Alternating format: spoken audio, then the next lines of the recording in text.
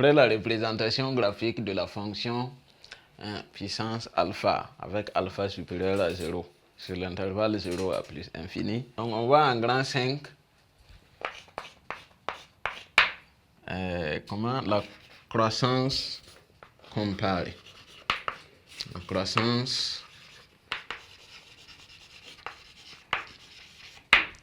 croissance comparée. Donc pour mieux expliquer cela, on va sur le même graphique que la fonction puissance reprendre la représentation graphique de la fonction logarithme et exponentielle. Donc très rapidement,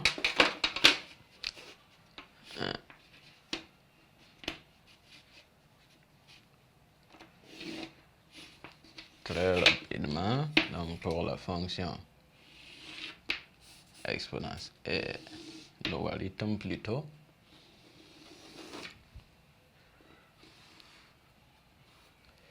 donc égal à ln de x, et l'autre c'est la représentation graphique de la fonction donc exponentielle.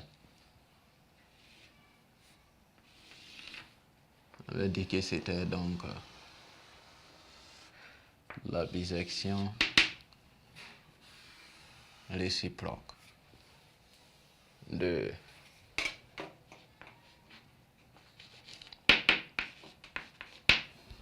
exponentielle de x. Donc voici en réalité les trois types de fonctions, voilà, que nous allons utiliser donc pour établir une croissance comparée. Donc vous voyez ici, x puissance alpha, quel qu'en soit alpha, donc quand on fait la représentation graphique alpha positif, elle va se trouver entre les deux courbes là. Donc nous avons ici des courbes qui sont croissantes, mais ne croît pas de la même manière. Donc ici par exemple ça croît plus vite que ces deux, et la fonction puissance alpha supérieure à 0, elle aussi elle croît plus vite à son tour que la fonction ln de x. Donc on peut passer maintenant à la croissance comparée entre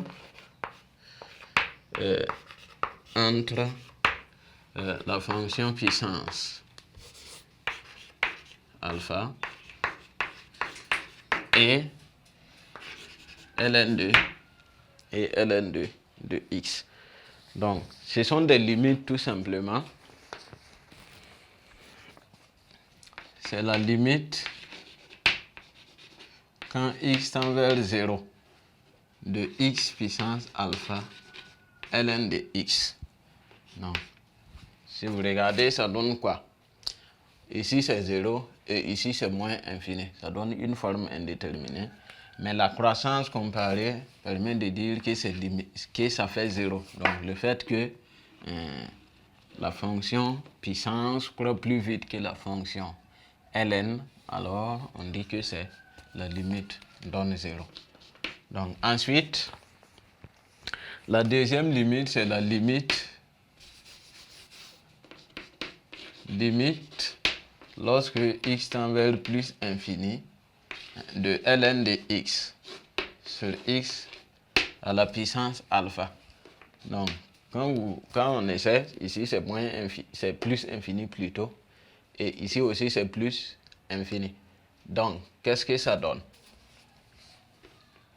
Une forme indéterminée, et même si je décompose en 1 sur x alpha fois ln, ça va donner une forme indéterminée. La limite donne tout simplement 0. Parce que ici, qu'est-ce qu'on a? Nous avons que la fonction puissance là croît plus vite, et la fonction puissance plutôt croît plus vite que la fonction ln. Donc on calcule, on considère tout simplement que c'est la limite de 1 sur x à la puissance alpha, alpha positif en plus infini. Maintenant,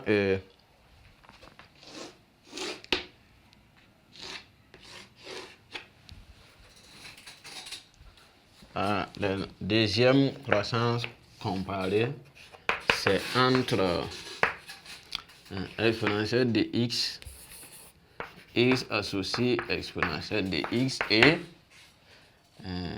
x associé x puissance alpha.